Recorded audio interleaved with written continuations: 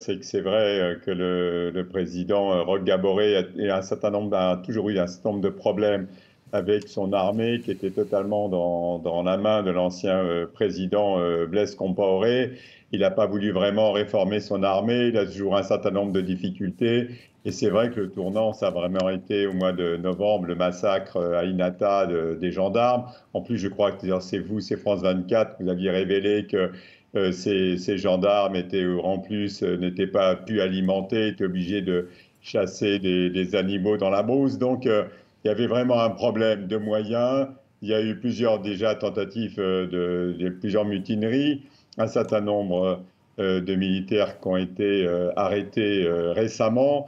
Donc je veux dire, c'est vraiment un problème en même temps vraiment entre le président et son armée. D'ailleurs, j'avais pour mon dernier ouvrage là le piège africain de Macron, qu'on avait fait en septembre 2020, j'avais été étonné de voir même le président français qui disait, c'était pas off, c'était on, hein, c'est écrit même dans le livre, en disant oui, Roch Gaboré, il a des problèmes avec son armée, il veut pas réformer son armée. Donc c'est vraiment un problème, le président et l'armée. D'ailleurs, à plusieurs reprises, il en a changé les têtes, il a changé le ministre de la Défense, il a changé le Premier ministre.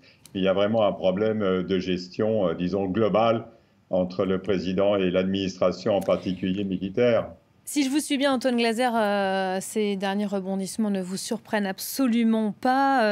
La situation n'a fait qu'aller crescendo, hein, finalement, notamment cette année. Hein, vous évoquiez ce massacre de gendarmes qu'on avait évidemment révélé sur France 24.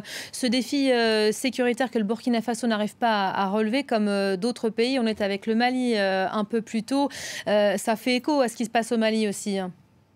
Oui, mais je ne pense pas qu'il faille.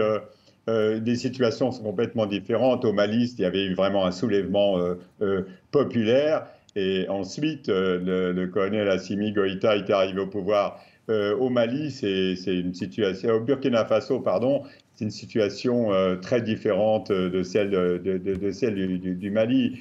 On ne peut pas vraiment comparer, même bien évidemment, ce sont des militaires qui ont une tentative, en tout cas, au moins à l'heure où l'on parle, de prendre le pouvoir.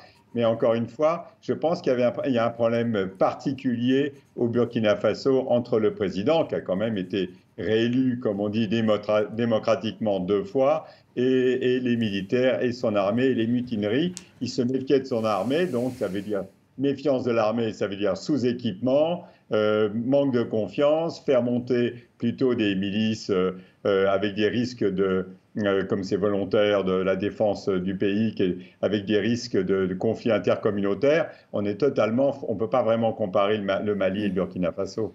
Réélu sur la base justement de faire de la promesse de faire de la lutte anti-djihadiste sa priorité. Hein. On voit à quel point c'est contesté par la rue là aussi. Si ce coup d'État se confirmait dans les heures qui arrivent, ce serait synonyme de quoi selon vous pour le Burkina Faso? Bah, je veux dire, c'est toujours les problèmes avec les coups d'État. Ça veut dire, évidemment, il y a toujours une période de soulèvement populaire, mais je veux dire, c'est pas la démocratie. Le problème de la démocratie, ce ne sont pas les élections. Alors, on pousse aux élections, mais le problème, autant au Mali qu'au Burkina Faso, c'est le problème de la justice, c'est le problème des contre-pouvoirs, c'est le problème de la gestion au quotidien pour des gens qui survivent. Je veux dire, tout le monde sait que le problème, c'est pas la lutte contre le terrorisme, c'est le problème surtout comment l'État exerce ses pouvoirs régaliens de justice, de santé, d'éducation dans un pays comme le Burkina Faso, quand on a eu 2000 morts, 5 millions de déplacés, etc. Il y a un problème de gestion globale au-delà même de la lutte contre les djihadistes. Et cette confusion qui règne dans le pays a poussé l'ambassade de France à réagir en ce début d'après-midi, appelant les ressortissants français à rester chez eux, à ne pas sortir. On a appris aussi que les 2 avions affrétés par Air France avaient été annulés. Que redoutent les Français? On avait tout à l'heure notre envoyé spécial à Bamako qui nous disait c'est une extrêmement mauvaise nouvelle pour l'armée française, ce qui se passe au Burkina Faso aujourd'hui.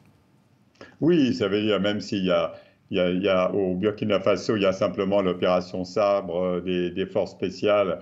Mais je veux dire, c'est vrai que globalement, dans la région, on sent qu'il y a une sorte de période historique dans les relations entre la France et l'Afrique. Et c'est vrai que la présence souvent de militaires français, ça sert, alors que c'est vraiment une présence militaire, c'est un peu un cache-misère à une présence française globalement en déshérence dans l'ensemble du Sahel. D'ailleurs, il suffit de regarder une carte de conseil aux voyageurs du Quai d'Orsay, vous voyez bien que tout est en rouge. Donc le problème des djihadistes, ils ont déjà fait fuir l'ensemble des Occidentaux de toutes ces zones. Et plus particulièrement pour la France, c'est vrai qu'on est toujours un peu sorte de période, un peu d'une sorte d'anachronisme historique. On a l'impression que c'est la France qui tire les ficelles. Un certain nombre de dirigeants africains, finalement, ça les arrange aussi quand ils gèrent mal les problèmes de gestion de leur propre pays. Et puis c'est vrai que l'armée française, on voit bien que maintenant, à quelques semaines des présidentielles en France, on voit bien que les problèmes de Barkhane au Mali, c'est pas simple pour Emmanuel Macron, surtout qu'il veut faire une grande conférence au mois de février à Bruxelles avec Afrique-Europe. C'est pas à ce moment-là qu'il va commencer à rapatrier l'opération Barkhane.